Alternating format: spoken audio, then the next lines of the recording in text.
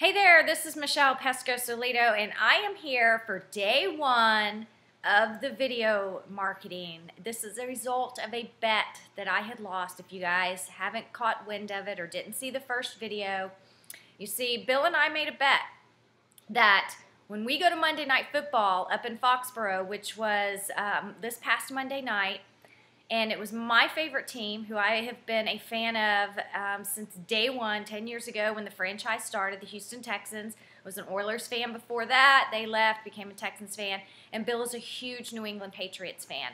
As a result of being in this industry and working in it, we were able to just go online, a few weeks before the game, buy Monday Night Football tickets, first row, pretty much around the 40-yard line, about 20 to 30 feet from the bench of the Texans in the first row, grab our airfare, go and stay at a 5-star hotel, and enjoy every minute of it.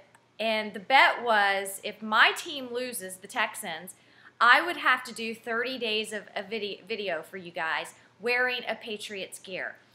Bill, on the other hand, if his New England Patriots lost, he would have to do 30 days of videos in Texans gear. Well, I'm here to report today that I lost, which I think is kind of crappy, just to be honest with you, because I have to get up every morning, fix my hair, put on my makeup. Of course, I'm not looking too great right now, so please forgive me. I have a cold, messed up throat. It's very difficult to talk, so I've got my drink here just in case I need it. But I'm here. I've shown up. Now, you might be wondering, where is my Patriots gear? Well, nobody said how I had to wear it. So, I have it on right here, as you can see. I've got my Patriots shirt on. Isn't that cool? See, nobody said how I had to wear it. So, I'm not wearing it up front because I just wouldn't do that. I'm a Texans fan. Come on, it wouldn't be right. But at least I'm doing it. I'm living up to my end of the bet. I'm being a good sport. But I'm going to tell you, it was a tough pill to swallow. I sat there after the first quarter and probably pouted the entire game. Now, we were in a section where there were a bunch of Texans fans, which was really amazing to be around that. I think Bill was the only Patriots fan in our area. It was an awesome game till we didn't show up, apparently. And I sulked the whole time and was bitter and probably not very nice to be around. But one thing that I wanted to talk about with you today and kind of tell you what we're going to do, this is kind of an introduction video. I want to tell you a little bit of a story, tell you some things I observed, and we'll go from there. I'm excited about this. This is definitely a big challenge for me. For those of you ladies out there, you understand that if you work from home, getting up, taking a shower, putting on makeup to be presentable on a video is a challenge. For a guy, you can just throw on a ball cap. But one thing I noticed, I want to talk about the game. I'm baffled by all the haters out there in this world. Now, I knew that there were some haters in this industry because I've had my crossings with a few. And I want to do this video because I want you to really be prepared yourself for the haters in this industry, because they're going to hate on you. You're going to get haters. I promise you that. If you haven't gotten them now, you're not marketing hard enough. I'm going to tell you that. I think it was Randy Gage, or no, it probably wasn't Randy Gage. It was somebody. I'm really bad with remembering who said what. But he said, if you don't have a hater by noon, you're not marketing hard enough. Now let's think about that. If you're truly out there and you're marketing your business, you're out there, getting the exposure, training people, making noise, you're going to get some haters. You're just going to get some people that hate you. So let me give you the first example. Now, when we did our video announcing this contest, we ranked these keywords, Houston Texans, the New England Patriots. I don't know how we ranked it. I didn't try real hard, but we ranked it because we had like over 1,000 views like that. And we had so many comments. There were so many people that came in there and were hating on me for being a football fan for once, telling Bill to tell me to shut up, bashing Bill for being a New England Patriots fan, telling him, that I don't know, that they sucked. Just you go back and look at those comments. There were a couple, I hadn't even deleted them, but they're actually pretty comical. I leave them there because I think it's really good for vaccinating yourself against the haters, because you've got to be tough skin in this industry. You've got to be able to put your armor on and be able to just go like that. Oh well. Because there's times when I'll send out an email to my list, and invariably, every once in a while, especially if I'm very passionate and I'll strike a chord with someone, they'll turn around and send me a hate mail back. and just like challenge me. Oh, gotta take a sip of my water. They'll challenge me on something. I remember one time I was talking about buying a new car, and they were like, oh, why would you go buy a used car if you truly made 6 figures? I mean, really? You took time to do that? So that's the kind of stuff that just I laugh at now, but it used to bother me. I want to be real with you here. I mean, in the beginning, when I used to get unsubscribes and I'd get the reasons why, or somebody would just respond to an email and challenge that I'm not real, I'm not authentic, I don't know what I'm talking about, I'm full of BS, I'm a scammer, I'm part of a pyramid scheme, you know, I don't really make, you know, I don't know, X amount of dollars, you know, a month. I'm not even going to share that. But, you know, I get people that will do that. And it used to bother me in the beginning. And luckily, you know, I started reaching out to my mentors. I remember Mark Hoverson taught me how to get vaccinated from this. You know, Ray Higdon talked about it with me. David Woods talked about it. That guy has a ton of haters. You know, it really makes me laugh now because what I've realized is I must be doing something right. And that is so true. So if you're getting that, just realize that you're doing something right. And that brings me to my next point. When I was at the game, we were sitting in this section where there were a lot of Texan fans. And Bill was practically the only Patriots fan in this little area. But by the end of the game, I was the only Texan fan sitting there. I mean, like they had all left. I mean, rightfully so. So I look to my right, I look to my left, and I look above me, and all 3 of these people, they're men, are screaming down at the Texan guys. All right, so the guy over here on the right, Bill has left me sitting there because I was sulking, and he wanted to go upstairs, grab a drink, or go to the restroom. I'm not sure what it was. I said, no, I'm just going to sit here. You know, and I'm sitting there, and I'm actually starting to feel unsafe, okay? So here's what's happening. We've got the guy on the right who's yelling to J.J. Watts, J.J. Watts, you suck, hey, J.J. He's trying to get his attention. Now, J.J. I know could hear it. He's about 30 feet away. J.J. Watts is one of the top, you know, defensive NFL players out there. He's the guy that always swats down the quarterback balls. The Texans are #1 in the league for that, okay? Now, J.J. Watts owns a lot of those bat downs, okay? So he is a phenomenal player. He's obviously successful.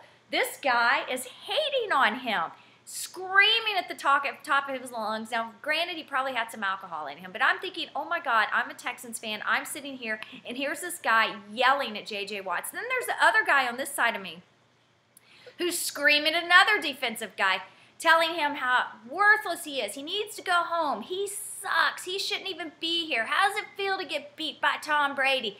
On and on and on. And both of them are going at the same time. Then the third guy behind is chiming in too. So I'm hearing all this noise around me, all this hate, just, you know, peppering down to the bench of the Texans.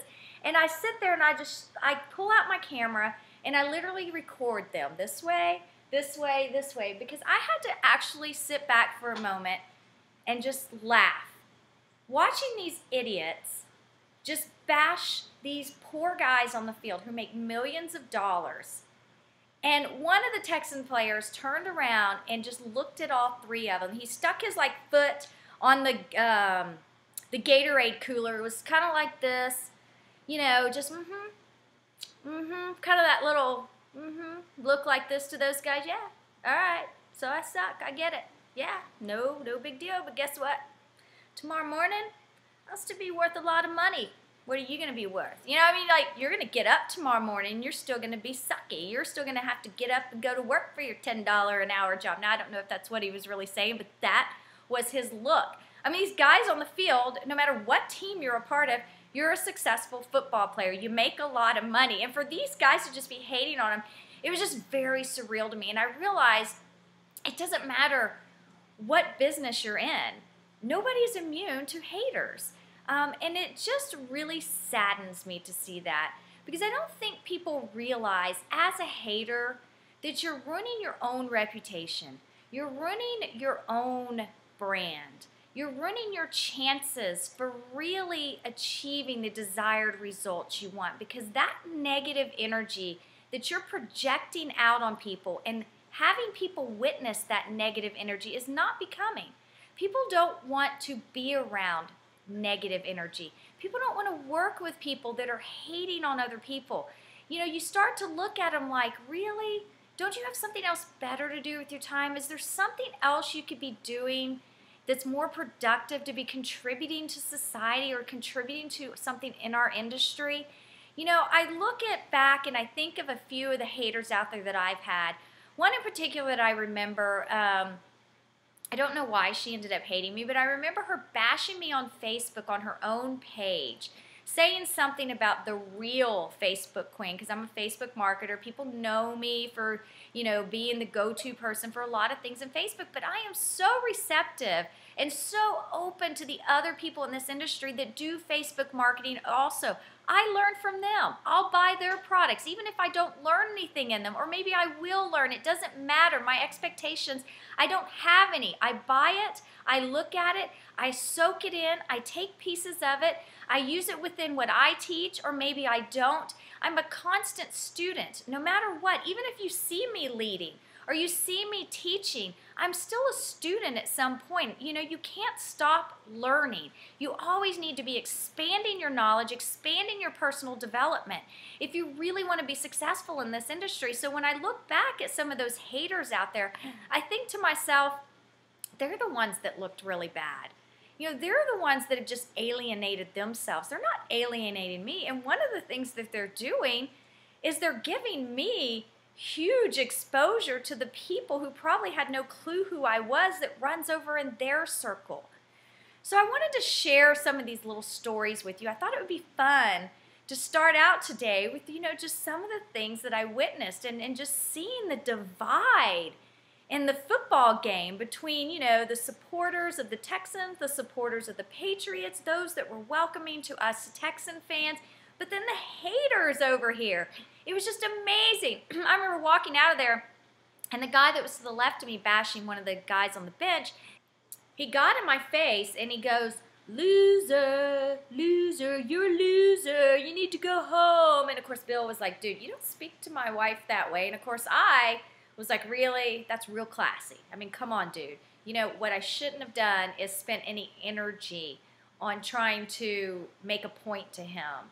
And that's what I want to share with you. If you get people who challenge your beliefs, or if they're out there questioning your marketing or questioning your leadership or the things that you're doing, those are the people you don't need in your circle.